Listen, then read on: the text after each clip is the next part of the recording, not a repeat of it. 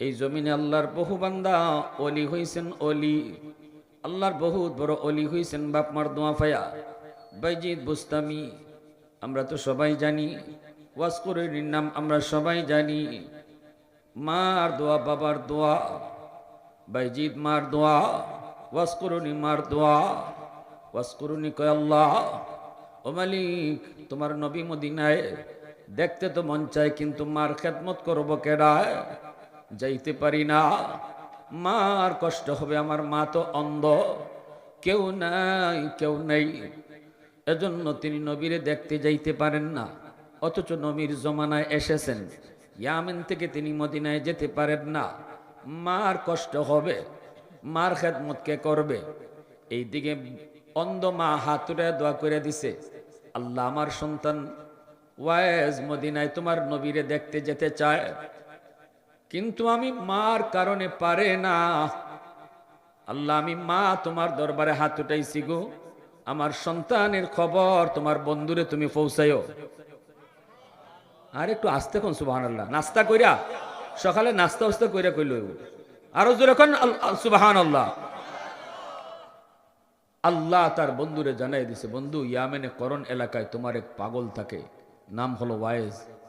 মায় দোয়া করছে, আমি তারে জগতের অলিদের সর্দার বানাই দিছি। খালি ওলি না, ওলিদের সর্দার বানাই দিছি। মায়ার নবী ইন্তেকালের আগে পরনের জুব্বা হাতে নিয়ে রসুল কয়, ওমর আমার জুব্বাটা একজনকে হাদিয়া দিবা। আমি জুব্বাটা হাদিয়া দিব। আবু বকর সিদ্দিক আশা লইয়া বই দিছেন। রসুল কইবেন আমার আবু বকর রে দিলাম, উমর রে দিলাম, উসমান রে দিলাম, আলী রে দিলাম। সবাই মনে মনে আশা। এই অবস্থায় রসুল কয়, না, আমি জুব্বাটা আমার এক আশিকরে দিতেছি, যে আমারে দেখে নাই আমিও তারে দেখি নাই, তবে স্বপ্নে আল্লাহ আমারে বহুবার দেখাই দিছে। তার চেহারা হবে এমন, তার বডিটা হবে এমন, তার চুলগুলি হবে এমন। ও উমর, তার নাম হবে ওয়াইজ, বাড়ি হলো ইয়ামেনের করন এলাকায়। যদি কখনো তার সাক্ষাৎ পাও, আমি নবীর পক্ষ থেকে এই জুব্বাটা হাদিয়া দিবা। আর আল্লাহ আমাকে জানাইছে, ওমর সে নাকি মুস্তাজাবুদ দাওয়া, মার দোয়ার কারণে আল্লাহ তার এত বড় ওলি বানাইছে, হাত উঠাইয়া যা চায় আল্লাহ তাই দে। যদি কখনো পাও, তার কাছ থেকে আমার উম্মতের, গুনাহগার উম্মতের জন্য দোয়া নিও। সুবহানাল্লাহ। আরাফার ময়দানে হযরত ওমর পাইছেন, দেখকে চিনে ফেলছেন। ওয়াজ করে নিজের পরিচয় দিতে চায় না, কয় না আমি সেই ওয়াইজ না। ওমর বলেন, আল্লাহর রাসূল ওয়াইজের পরিচয় জানাইছেন, চেহারা কেমন কইছেন, আপনি সেই ওয়াইজ। এই কথাটা বলা মাত্রই বলে, নেন, এই নেন নবীর জুব্বা, আর নবীর উম্মতের জন্য দোয়া করতে কইছে। জোরে কন্না সুবহানাল্লাহ, ঠিক কি না?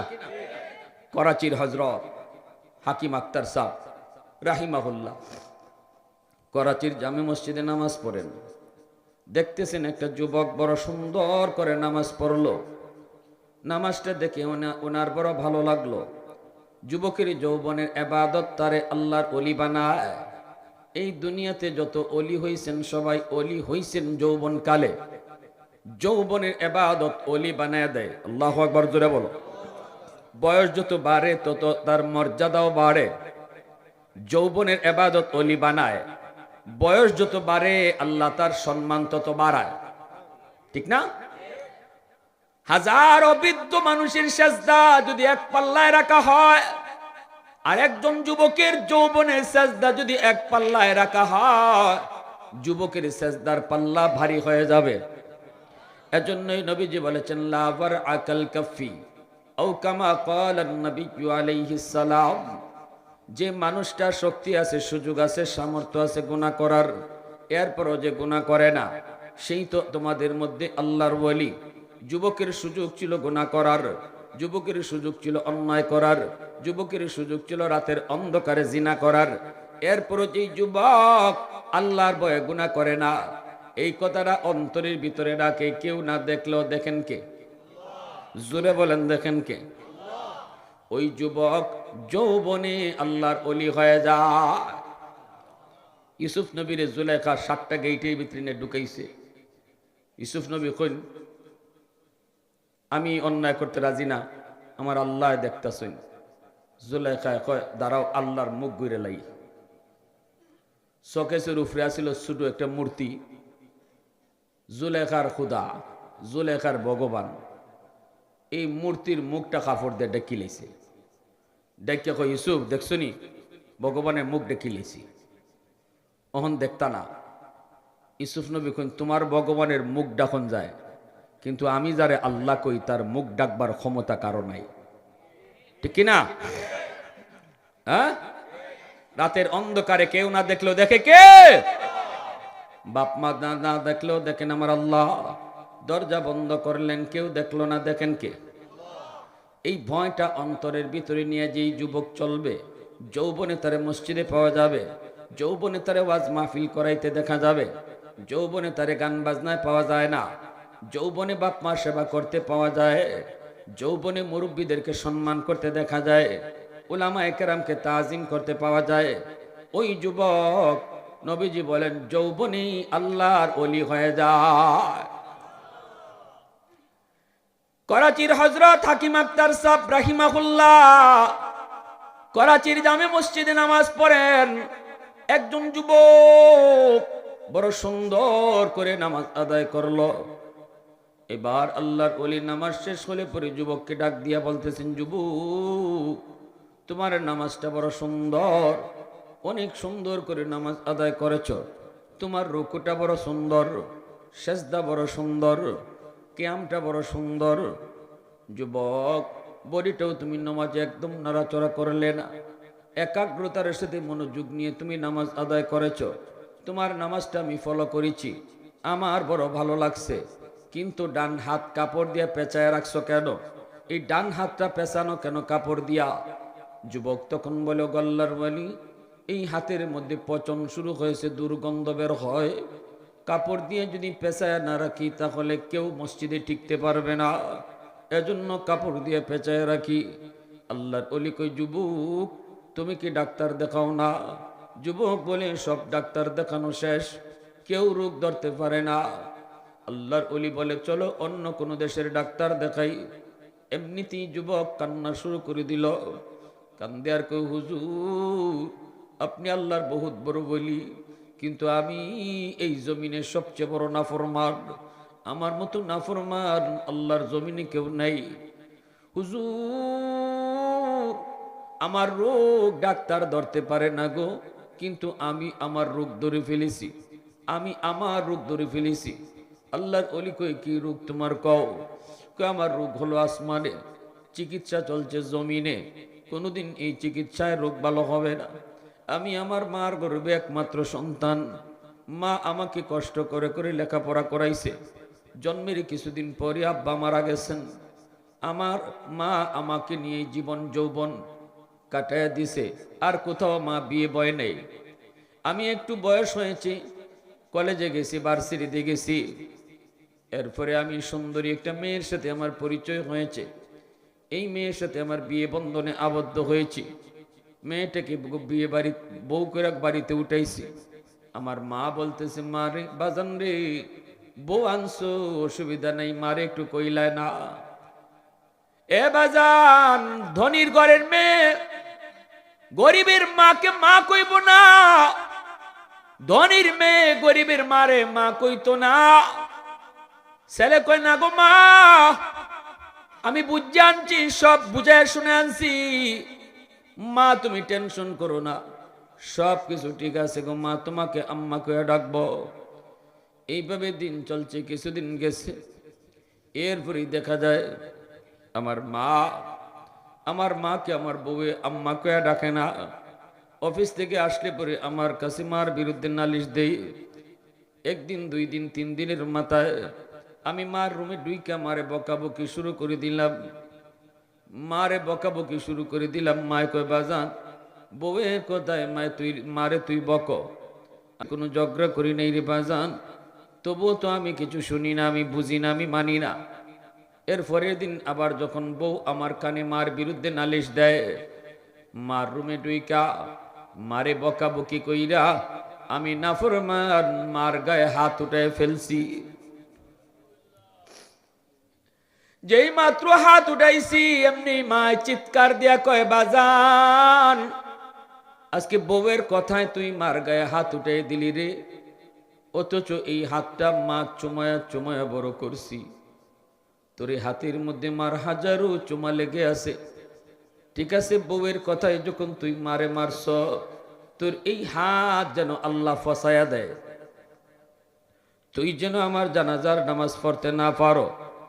হুজুর, মা এই দুইটা বদ্ধ দেওয়ার লগে লগে আমি টের পাইছি আমার পায়ের জমিন কাইপা উঠছি।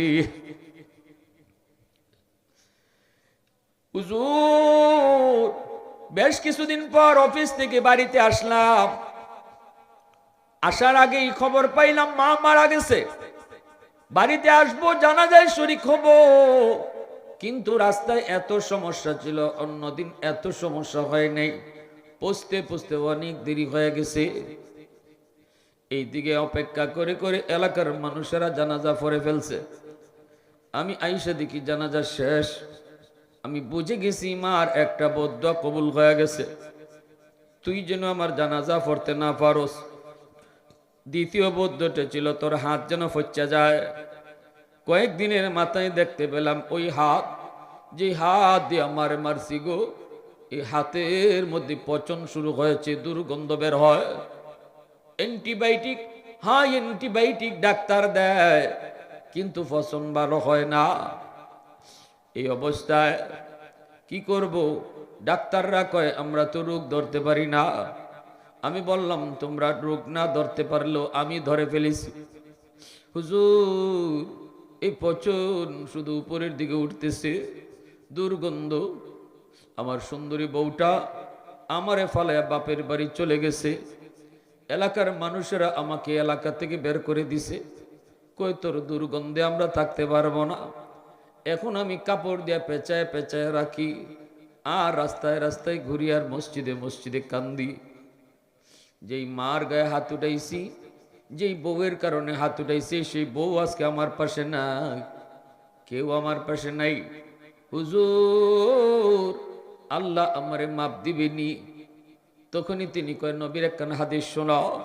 রসুল বলেছেন, মান যারা কবরা আবাওয়াইহি ফি কুল্লি জুম্মাতিন গুফিরা লাহু কুতিবা বাররান। জুম্মার দিন যদি সন্তান বাপ মার কবর জিয়ারত করে, ইচ্ছায় অনিচ্ছায় যদি কষ্ট দিয়েও থাকে, জুম্মার দিনের কবর জিয়ারতের উসিলায় আল্লাহ তারে মাফ করে দিবে। এ যুবক, একটু নিজের বুঝাও, এই জমিনে বহু সন্তান নগদ শাস্তি পায়া গেছে, নগদ শাস্তি পায়া গেছে।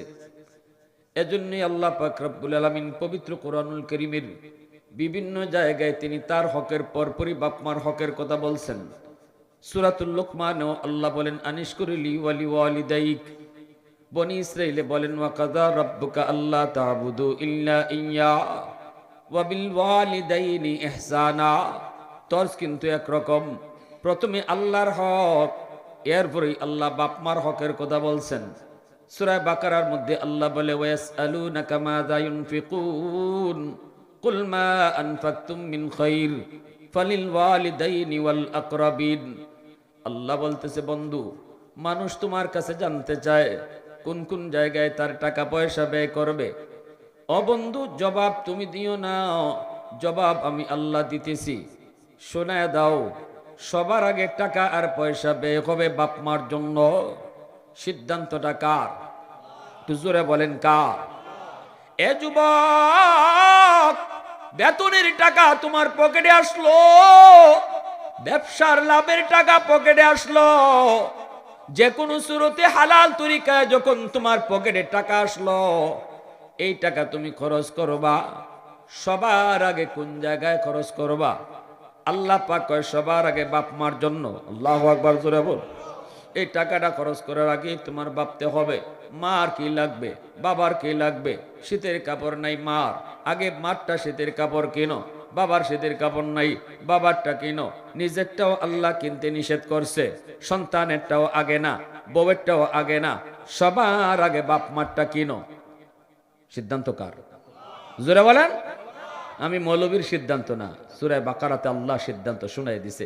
তাও আল্লাহ কয় দোস্ত, মানুষ জানতে চাইছে তোমার কাছে কোন কোন জায়গায় ব্যয় করতো, আমি আল্লাহ জানাই দিতেছি। কও সবার আগে মা আর বাবার জন্য টাকা খরচ করতে হবে। বাজার থেকে খালি কমলা নিয়ে আইসু, এই কমলাটা সন্তানের হাতে আগে দিও না, মার হাতে তুমি আগে দাও। মা কিন্তু কমলাটা আগে খাবে না, এই কমলাটা চুলাইয়া তোমার সন্তানকে মায় আগে খাওয়াবে, বাবায় আগে খাওয়াবে। নাতি থুইয়া কখনো দাদি আগে খায় না, ঠিক কিনা জোরে বলো। কিন্তু মার হাতে কমলা দেওয়ার কারণে মার দিল খুশি হয়ে গেছে। আল্লাহ পাক কইরা দাও রব্বি ফি রাদাল ওয়ালিদাইন, বন্ধু জানায় দাও সে তার মারে খুশি করে নাই, আমি আরশের মালিককে খুশি কইরা নিছে। বাবার হাতে কমলাটা দিয়া আমি আল্লাহরে খুশি কইরা নিছে, কারণ বাবার দিল খুশি তো আমি আল্লাহ খুশি, মার দিল খুশি তো আমি আল্লাহ খুশি। এজন্য বলি যুবক, মারে বাবারে খুশি করতে লক্ষ টাকা খরচ করা লাগে না রে। বোয়াল মাছ খাওয়াইও বাপ মারে খুশি করা লাগে না। মারে বাবারে খুশি করতে মুখ ভরে আম্মা কয়া ডাক দাও, মুখ ভরে আব্বা কয়া তুমি ডাক দাও, দেখবা বাপ মার দিল খুশি হয়ে গেছে। অল্প টাকায় মার দিল খুশি করা যায়, মার পকেটে টাকা নাই। এতিমের হক নষ্ট করলে বা দখলের শাস্তি কি জানি উপকৃত করবেন, কেডাই দিছে এটা? আমার আলোচনা কইছে মা বাবার হক। আচ্ছা ঠিক আছে, কই মনে লা ইলাহা ইল্লাল্লাহ জুরে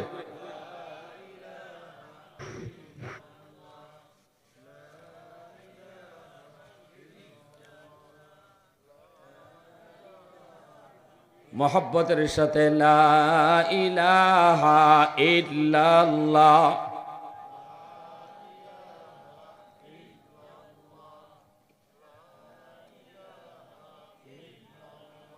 লা ইলাহা ইল্লাল্লাহ।